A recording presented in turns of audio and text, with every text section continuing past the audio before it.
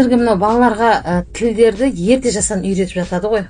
Сөйлеудің дамуы мен баланың жүйке жүйесінің дамуы арасында қандай байланыс бар? Жалпы соған сөйлеу мен жүйке жүйесі тығыз байланысты ғой. Біз қабылдаймыз сыртқы ортамен, көзбен көріп қабылдаймыз, миға барады. Мұрынмен иіскеп қабылдаймыз, миға барады.